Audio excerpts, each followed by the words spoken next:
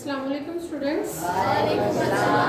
आज हम जमायत नहम का मज़मून पढ़ेंगे उर्दू, और इसमें आज का हमारा उन्वान है कदरे अयाज, जिसके मुसन्नफ कौन हैं? सफ़ा नंबर आज हम पढ़ेंगे 88 से 89। सफ़ा नंबर 88 का लास्ट पैराग्राफ हम पढ़ रहे थे जी। यहाँ पतलून, मास्टर जी खुद भी पतलून पहन लेते तो शहर के कुत्ते इन्हें वलायत पहुँचा आते। ये हम जो है ना वो पिछले लास्ट लेक्चर में यहाँ तक हम पढ़ चुके थे, इससे आगे पढ़ेंगे। उससे पहले अल्फाज मानी समझ लें।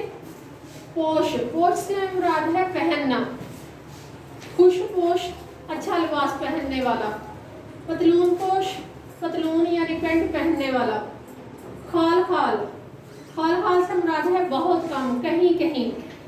जेंटलमैन शरीफ आदमी, इंग्लिश का लफ्ज़ है।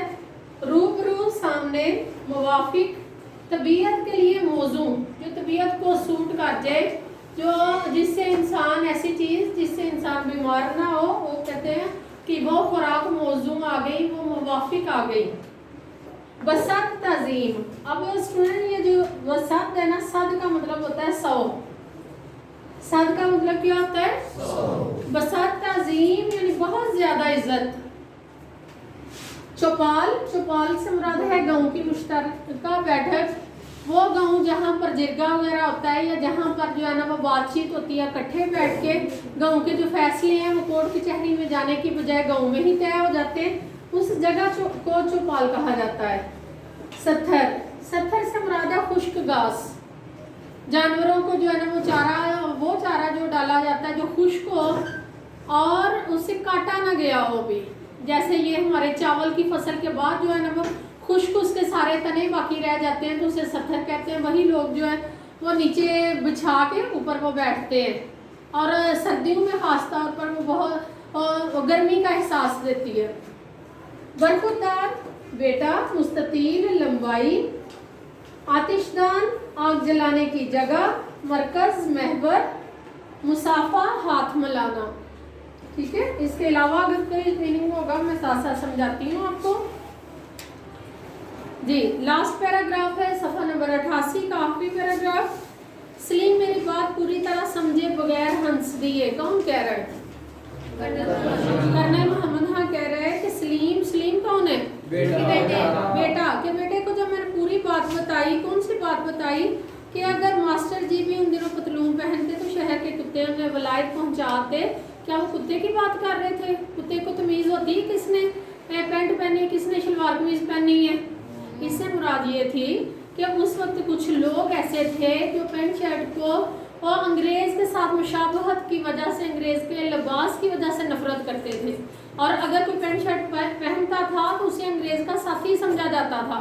इस वजह से अगर मास्टर जी खुद भी पैंट पहनते तो शहर के कुत्ते से मुराद है, ये उन्होंने एक तंज की है कि वो लोग जो लिबास को किसी मजहब से जो है ना वो मुशाबहत करते हैं, वो उन्हें फिर वलायत पहुँचा कर आते हैं, वो उन्हें यहाँ पर रहने नहीं देते। इसलिए उन्होंने बात ये की है कि सलीम मेरी बात पूरी तरह समझे बगैर हंस दिए। बूढ़ा अली बख्श पूरी तरह समझकर मुस्कुराया। बूढ़ा अली बख्श जो है वो पीछे सारी जो है ना वो तारीख को, पाकिस्तान की तारीख को जानता है, तहरीके पाकिस्तान को जानता है, इसलिए वो समझकर मुस्कुराया और सलीम बगैर समझे ही मुस्कुरा दिया। हमने कहानी जारी रखी। इन दिनों पतलून पोश खाल हाल ही नजर आते थे। वजह मैंने आपको बता दी है कि पतलून पहनना, पैंट पहनना किसके मुशाबहत में समझी जाती थी और अंग्रेज से क्यों नफरत की जाती थी? बरेसलीन पर कब्जा था उनका। हर कौम जिस पर जो है ना वो दूसरे लोग आके कब्जा कर लें उसको जो है ना वो बुरा समझा जाता है। जैसे मकबूजा कश्मीर है, उसके ऊपर हिंदुओं ने कब्जा किया हुआ है, तो मुसलमानों के लिए या हमारे पाकिस्तानियों के लिए वो क्या है? वो दुश्मन की हैसियत रखते हैं कि उन्होंने नाजायज़ कब्जा किया हुआ है। ये रीज़न थी, वरना हमारे वही लोग जो वहाँ पर तालीम भी हासिल इंग्लिस्तान करने जा रहे थे, वो वहाँ के अंग्रेज़ों को तो नहीं था बुरा समझा जा रहा। इंग्लिश अंग्रेज़ का मतलब तो असल में इंग्लिश बोलने वाला है ना, वो अंग्रेज़ जिन्होंने ज़बरदस्ती बरसगीर पर कब्जा किया हुआ था उनको बुरा समझा जाता था, बाकी पूरी दुनिया के अंग्रेज़ों को नहीं, इंग्लिश बोलने वालों को नहीं जी। कहते हैं पतलून पोश हाल हाल ही नज़र आते थे, बहुत कम नज़र आते थे, कहीं कहीं नज़र आते थे। मसलन सारे स्कूल में एक सेकंड मास्टर साहब क्यों, क्या मतलब हुआ इसका? जैसे हम हेड मास्टर कहते हैं, प्रिंसिपल और वाइस प्रिंसिपल होता है, इसी तरह फर्स्ट जो है ना वो मास्टर साहब प्रिंसिपल और सेकंड मास्टर साहब जो वाइस प्रिंसिपल है, जिनके पास स्कूल की मैनेजमेंट का जो है ना वो चार्ज है। कहते हैं कि बाद मसलन सारे स्कूल में एक सेकंड मास्टर साहब थे जो सूट पहनते थे। सूट क्या? पैंट कोट पहनते थे। लड़के इन्हें जेंटलमैन कहा करते थे। लाहौर में तालीम पाई थी, वहीं के रहने वाले थे। हर फिक्रे में 2-3 लफ्ज़ अंग्रेज़ी के बोलते थे। तो लड़के रश्क से मरने लगते थे। लड़के उनको बहुत ज़्यादा पसंद करते थे, उनकी पर्सनैलिटी को। और जब वो ख़ास तौर पर अंग्रेज़ी में जब बात करते थे तो लड़के रश्क से मरते थे, यानी लड़कियों को वो और ज़्यादा अच्छे लगते थे। रश्क से मुराद होता है जी, क्या मतलब है रश्क का? ऐसी ख्वाहिश जो इंसान की शदीद ख्वाहिश हो कि मैं भी ऐसा करूं। रश्क से ये मुराद है। रश्क से क्या मुराद है? शदीद ख्वाहिश। कोई बड़ा खूबसूरत लग रहा है, जो हमारी नज़र में खूबसूरत है, हो सकता है दूसरे की नज़र में ना हो। जो हमारी नज़र में जो खूबसूरत है, हमारा भी दिल चाहता है कि हम भी उसकी तरह के हो जाएं, तो उसको कहते हैं रश्क की नज़रों से देखना कि काश मैं भी ऐसा बन जाऊँ, मैं भी ऐसा हो जाऊँ। तो अपनी पसंद मुख्तलिफ है। कुछ लोग दाढ़ी जो है ना वो सुन्नत रसूल देख के खुश होते हैं, काश मेरी भी इतनी अच्छी दाढ़ी हो। कुछ लोग दूसरे के लिबास देख के खुश होते हैं, काश मैं भी इस तरह का जो है ना वो यही लिबास मैं ले तो आऊँगा बाज़ार से, लेकिन जो है ना वो मैं भी इसी तरह का खूबसूरत लगूँ। किसी का हेयर स्टाइल देख के कोई रश्क करता है कि अगर ये हेयर स्टाइल मैं बना लेता हूँ तो मैं भी जितना ये खूबसूरत लग रहा है उतना मैं भी लगूँ। इसे कहते हैं रश्क, यानी शदीद ख्वाहिश। कहते जब वो 2-3 लफ्ज़ अंग्रेज़ी के बोलते तो लड़के क्या करते? रश्क से मरने लगते, यानी वो भी बॉयज़ स्कूल की बात कर रहे हैं। आदमी खुश मिजाज थे, हॉकी के खिलाड़ी थे और शिकार के शौकीन। एक दफ़ा दिसंबर में शिकार करते करते उसी देहाती लड़के के गांव जा निकले। किस देहाती लड़के के? पतलून की बजाय क्या पहन के आया हुआ था? तहबंद बांध के आया हुआ था, जो कहता था सुधनते कुड़िया ने जी। उसी देहाती लड़के के गांव जा निकले। रात हो रही थी। आपने उसी के यहाँ ठहरने का फैसला किया और उनके दरवाजे पर जा दस्तक दी। दस्तक क्या है? खटखटाहट। कहते वहाँ जा उनका दरवाज़ा खटखटाया। लड़के ने अचानक मास्टर जी को घर के दरवाजे पर देखा तो एक लम्हे के लिए चकरा सा गया। क्यों चकरा सा गया? वो शहर में रहते थे, उसको ये ख्याल नहीं था कि मास्टर जी भी वाकई मेरे गाँव आ पहुँचेंगे। उसको ये जो है ना उसने सोचा नहीं था ये बात। चकरा सा गया। मास्टर साहब ने कई दफ़ा मजाक में कहा तो था कि हम एक दिन छोटे चौधरी के मेहमान बनेंगे। मास्टर जी इसे छोटा चौधरी भी मजाक का नहीं कहा करते थे, लेकिन चौधरी को तवक्को थी, तवक्को यानी उम्मीद थी कि मास्टर जी मजाक को मजाक की हद तक ही रखेंगे, उसे हकीकत नहीं बनाएंगे। मगर आज वो हद फलांग कर, हद यानी कि उसको था ये मजाक रहेगा, हकीकत नहीं बनेगी, लेकिन वो मजाक से निकल कर हकीकत उन्होंने बना दिया है। आज वो हद फलांग कर उसके रूबरू, क्या मतलब पड़ा है रूबरू का? सामने।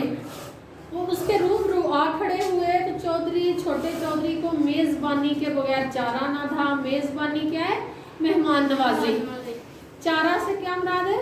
उसके पास कोई और ऑप्शन नहीं था, कोई और उसके पास ऑप्शन ही बाकी ना रहा, कोई और उसके पास वजह ही बाकी ना रही। अब वो दरवाजे से लौटा तो नहीं था सकता, कह तो नहीं था सकता कि छोटा चौधरी यहाँ नहीं रहता, आप वापस चले जाए। रात का वक्त था, सर्दी का जो है ना मौसम था, तो कहते मेज़बानी के बगैर उसके पास चारा ना था। ये नहीं कि छोटा चौधरी या उसके घर वाले मेहमान नवाज ना थे, इन्हें सिर्फ इस बात का यकीन नहीं था कि उनकी मेहमान नवाजी मास्टर जी को मुवाफक भी आएगी या नहीं। मास्टर जी सूट पहनने वाले, पैंट कोट पहनने वाले, उर्दू से ज़्यादा अंग्रेज़ी बोलने वाले, और छोटा चौधरी था ठेठ देहाती, जो उन्होंने खालिस देहाती लफ्ज़ इस्तेमाल किया है इस वजह से कि हमारे घर का जो खाना है हो सकता है कि उनको मुवाफक आए, हमारी मेहमान नवाजी हो सकता है उन्हें पसंद आए या ना आए। बहरहाल उन्होंने अपनी तवाज़ो की इब्तिदा की। इब्तिदा क्या है? शुरुआत की। छोटा चौधरी और उसके बड़े भाई मास्टर जी को बसात ताज़ीम बहुत ज़्यादा ताज़ीम के साथ अपनी चौपाल में ले गए। घर में नहीं, घर में जनाना जो है ना वो औरतों या अपने खास फैमिली मेम्बर्स के जो है ना वो घर में रखा जाता, जो मेहमान आता उसे ड्राइंग रूम की हद तक रखा जाता। तो कहते हैं कि उन्हें अपनी चौपाल में ले गए, उस बैठक में ले गए, उस जगह पर ले गए जहाँ गांव के बाकी भी इज्जतदार लोग वहाँ किसी न किसी मसले के लिए बैठे होते थे, आपस में गुफ्तगू के लिए बैठे होते थे। चौपाल के दो हिस्से थे, एक में गोड़ी बंदी थी और दूसरी के ऐन मरकज में, ऐन मरकज से मुराद महवर में, दरमियान में आतिशदान था। आतिशदान क्या है? आग जलाई थी, सर्दी का मौसम था, जिसकी आग के शोले और धुआं बैक वक्त बुलंद होकर चौपाल में रोशनी और तारीकी फैला रहे थे। सिर्फ उसकी गर्माहट नहीं थी, साथ धुआं भी था। आतिशदान के इर्द गिर्द खुश्क घास का नरम और गर्म फर्श था, जिसे मकामी बोली में सत्थर कहते हैं। मैंने पहले भी आपको बताया कि चावल की गंदम काश्त करने के बाद उसका जो बाकियात रह जाता है वो सत्थर है, जिसे हम पंजाबी में क्या कहते हैं? पराली कहते हैं। और जो उसके ऊपर बैठते हैं उनको पता होगा कि वो सर्दी के मौसम में गर्म होती है जी। गांव के 20-22 आदमी सत्थर पर बैठे हुक्का पी रहे थे। मास्टर जी दाखिल हुए तो सब खड़े हो गए। खड़े क्यों हुए? उनकी इज्जत के लिए, इज्जत के लिए खड़े हो गए। मास्टर जी को आओ जी खैरनल, आओ जी खैरनल क्या है मतलब है इन अल्फाज का? खुश आमदीद, वेलकम कहा जा रहा है इन अल्फाज के साथ। आओ जी खैरनल यानी आपको हम खुश आमदीद कहते हैं, आपको हम वेलकम कहते हैं। हर एक ने उनसे मुसाफा किया, हर एक ने बारी बारी उनसे हाथ मिलाया, हर एक ने उनके बाल बच्चों की खैरियत पूछी। मास्टर जी ने छूटते ही मौका पाते ही, छूटते क्या है? मौका पाते ही जरा शर्मा कर कह तो दिया कि अभी बाल बच्चों की नौबत नहीं आई, यानी अभी तो मैं कमा रहा हूँ, अभी तो मेरी शादी ही नहीं हुई।